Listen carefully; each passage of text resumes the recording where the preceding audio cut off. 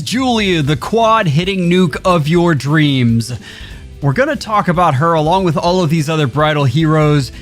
Let's talk about Seliph first, though. We're going to just jump right into this. Now, this is the unit that gave us an absolute nightmare when we had his Brave version, and this is very similar to that.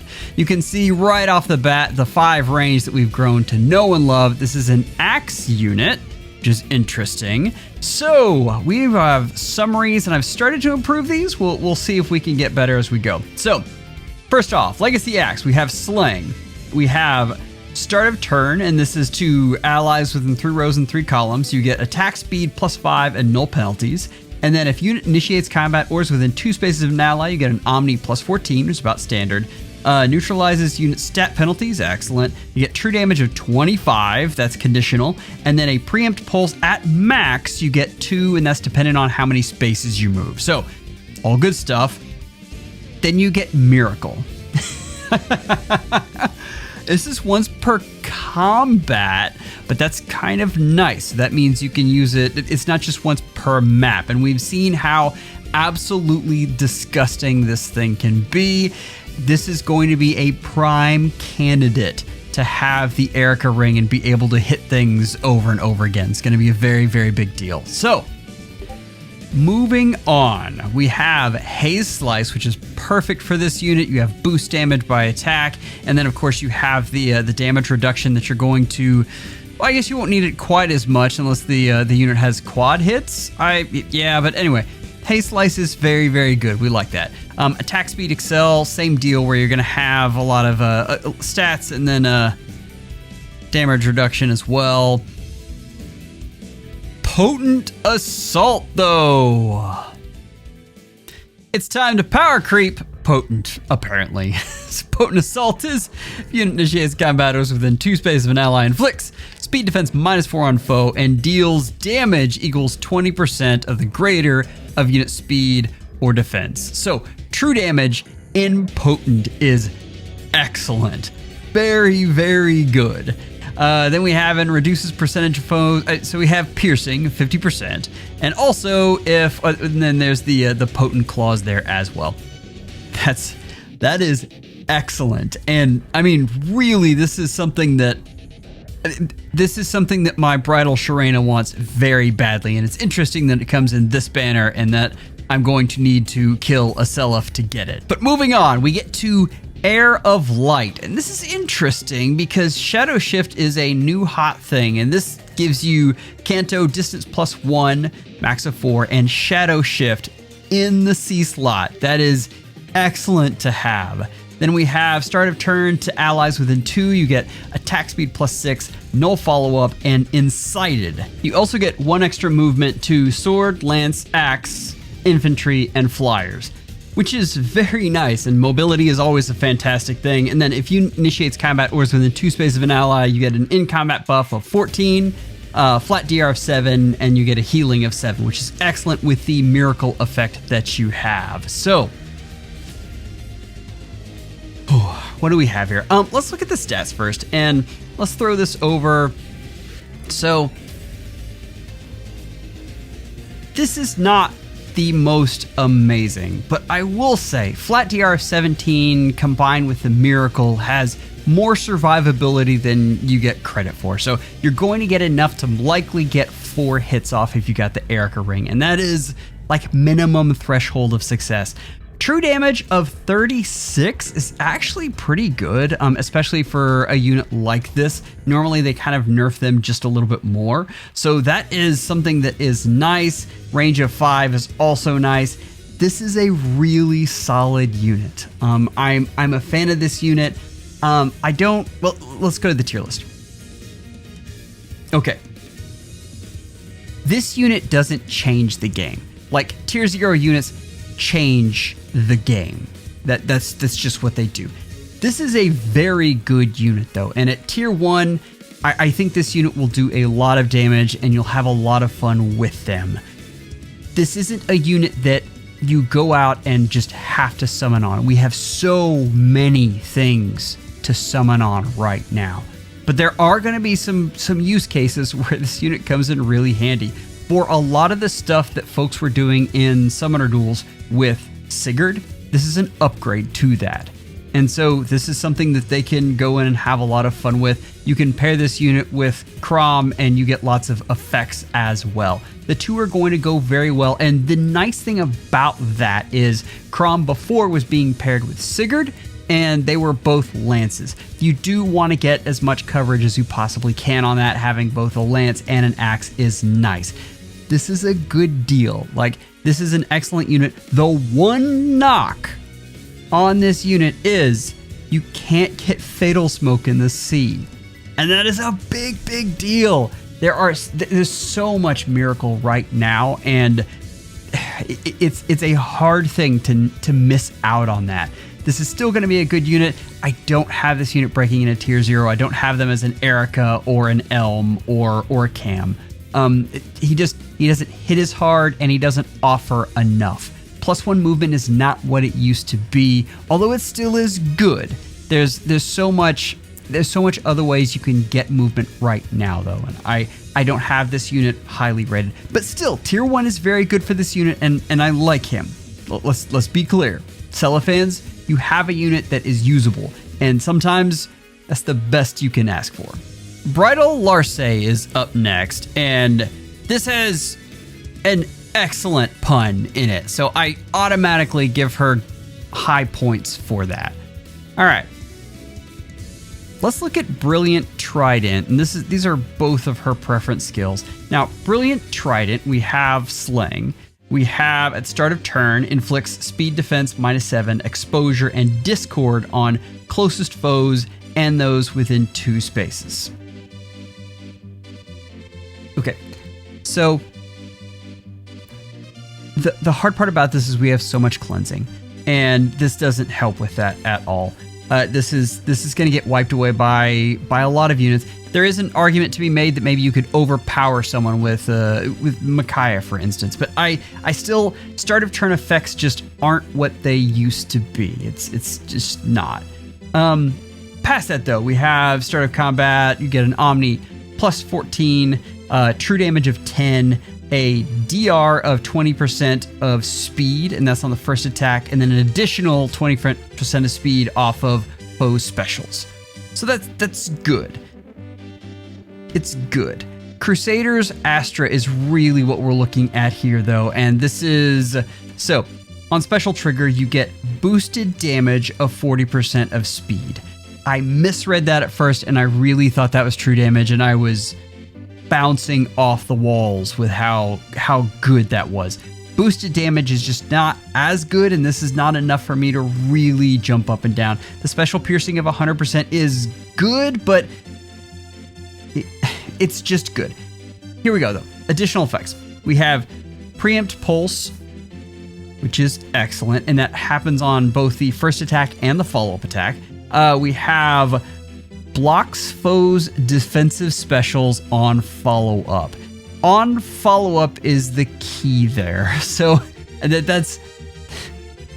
Listen, it is excellent to be able to get around Special Fighter, but if you're talking about the main near saves in the game right now, I mean, I've seen a lot of snakes that way, and a lot of units right now aren't using Special Fighter at all.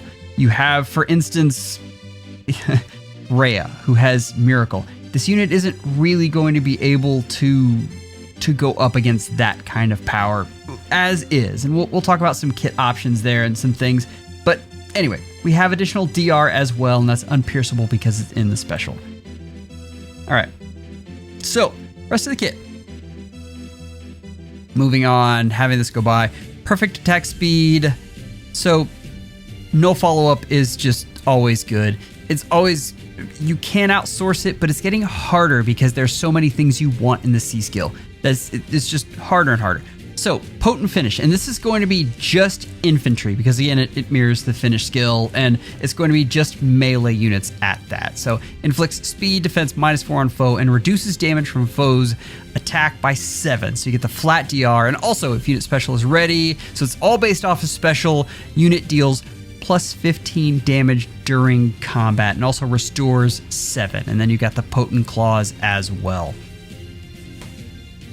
That's good on her. This is excellent on her. I don't know if I like this on everyone. I think this is going to be a bit more niche. For a lot of infantry units, I'm not the biggest fan of Potent. I think there's some other things you can do there. This is not bad though. I would have rather had Potent Assault, but Potent Assault cannot be put on infantry units, so, you know. But anyway, we power crept Potent twice in this. So, new versions just coming out of the walls.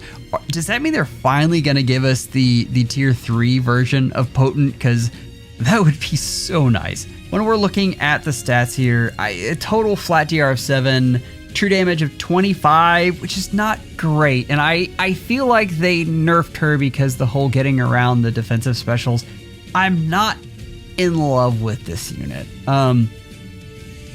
It's possible that I'm missing something and that she actually does a pretty good job, but I'm not jumping up and down about this one. Range of 4 is good. I mean, for an infantry, and that's with Brutal Tempest, so we're doing good there, but I don't know. This is lacking. I needed more true damage here. I really, really did, because even getting through the opponent's defensive specials, which can still proc on the first hit, just not on the follow-up, I don't know how well this unit powers through. We have a lot of flat DR that we're trying to get to, and you can see up above, like the units with their flat DR and how much you are having to get through. It's tough. So let's look at the tier list, and I know this is the same place as Seliph, but I'm lower on this unit. This unit does some interesting things, but I've played a lot with Legendary Ira, and I am not nearly as high as a lot of other folks on. That Ira misses a lot of kills for me, just doesn't hit hard enough, and I feel like Larcei is going to suffer from the same issue, which is sad because, I mean, her weapon, just Brilliant Brident, is just a fantastic name. This is a unit where if you like Larcei, you're going to be able to use them. It's the same story with Seliph.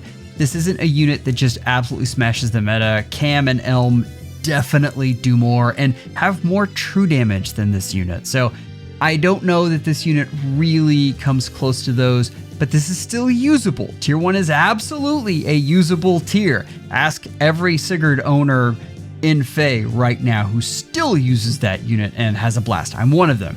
He's fantastic. Next up, we have Bridal Tine, and this isn't bad, honestly. The inheritable weapon, I was a little miffed about it at first, but I like the true damage out of it. We have for allies within 3 rows and 3 columns centered on unit, grants attack speed +5 and neutralizes foes bonuses during combat. So you have the dull all effect. If unit initiates combat or is within 2 spaces of an ally, grants an Omni +5 to unit, neutralizes foes bonuses, and unit deals +X damage during combat, max 15. 15 true damage out of inheritable weapon is not bad at all. So is this unit going to smash the meta? No, of course not. But I like that. I also like Speedres Fartrace 4. I like the Fartrace 4 skills. There's usually better things you can put on units, but in a pinch, that is a nice skill to have, and it's nice to have this on a 4-star demote, even if it's not in the standard pool. Okay, it's Julia time, and the artwork is stunning. They really did a fantastic job with it. First up, let's talk about Loving Bouquets. So we have Slaying, effective against dragons, and for allies in 3 rows, 3 columns, you have attack res +5, null bonuses, and Preempt Pulse to allies. Preempt Pulse is excellent to have as a drive. That is an excellent thing to have. So then we have Start of Combat. If HP is greater than 25%, inflicts attack res -16, that's conditional, neutralizes foes bonuses. You get true damage of +15, that's conditional, and flat DR of 15, and also conditional. Now, the thing I will say about the true damage and the flat DR, this is based on her res, and I'm using the res that she has on right now in here. She will really appreciate more res, and will scale very well with that because of all the things she does. You're going to want a res boon on this unit. I'm pretty sure it's going to be a super boon, and then you're just going to want to stack it like crazy from there. So keep that in mind. What I've got here is just what we're using right now. It's 20% of res, so it's not the biggest thing, but I mean, for every 4 points of res, you get 1 more point of true damage and flat DRs. So that's nice.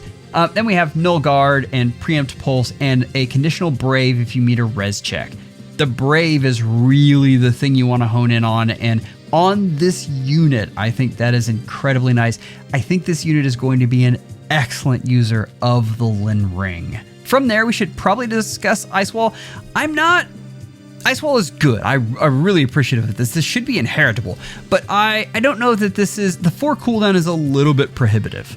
4 cooldown is a lot, but boosting damage by 70% of units res is very, very nice. And approaching that point where I start to actually look at it as boost damage worth having. Like that is a lot there. If unit or foe special is ready, or units or foe special triggered before combat, and also if unit's res is greater than foe's res -10, reduces damage. So it's the armored beacon type deal with a 40%, only you have a res check. So that is, it's not going to be great for everyone, but it's really good for Julia. Just, I mean, the res check is unfortunate, and yeah, for high res tanks, this is going to be nice. And the 70% boost damage from res is nice too. Past that, we have attack res finish 4. We were kind of debating. I think the way this unit is designed is as a nuke. And if that's the case, you really, really wanted Sly Mirror there and not attack res finish. Attack res finish is old. I'm amazed that they're putting that on this unit, but it's not bad. You're probably going to want to change that out though. All right. She has always been known for her B skills, and here we are with full light and dark. Okay, so we have start a turn. This is player or enemy phase, so you can use her on defense. Inflicts attack res -7, sabotage, and schism on foes with res less than units res and within 2 spaces of another foe. We talked about it, but cleansing is everywhere. But the difference with this unit is I think this unit is going to be more focused on defense. And for ARD, there is a lot fewer options in regards to cleansing. And that means I have a higher value on this as a support unit. And this support in this case, meaning that, you know, debuffing the entire team. That's a lot though. Sabotage, schism, and the debuffs, that's very good, especially considering all the other things. So if 2+ foes have sabotage, to allies within 2, you get a guaranteed follow-up and Canto 1. It's nice. It's not amazing, and I believe that goes for Julia as well. Then we have start of combat versus foes with sabotage. You get inflicts attack res -14. That's in combat. You get a true damage of 20% of res. That's another 20% on the res there. So you're really going to want to stack res on this unit. And a DR equals 20% of units res as well. That's, you can see, like, you absolutely have to stack res on this unit. She's going to have a lot, but still. You also get 50% piercing and disables adaptive damage. This unit is going to be a Rhea killer if you can stack enough res. Rhea really needs to have enough res to get all of her effects working, and this unit says nuh-uh. So I keep that in mind. Times Pulse Helm, we've seen this before, but it's important to note that this is what's helping you get your special, that ice wall down in cooldown. So that's going to be very, very handy and going to help this unit, you know, smack things. So real quickly for you genealogy fans, I wanted to point out that in the shop right now we have the Valhalla Barbecue Apron. So, you know, if you would like to have some barbecuing and do this in style, then, you know, just like Arvis, you could wear this magical apron. Yes, this is actually a thing that's on sale right now. So let's get back to it though.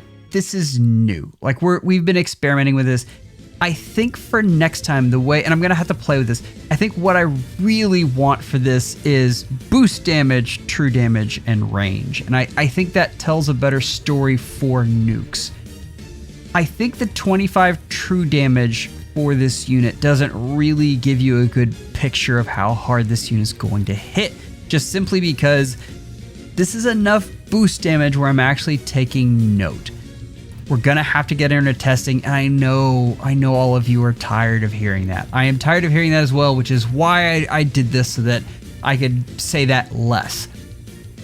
But we're gonna have to get her into testing. That's it. My suspicion is this unit hits really hard, though. I like what this unit does. I think this unit is going to be a lot of fun to use. But let's look at the tier list, and I'm stuck in that tier 1 range for this.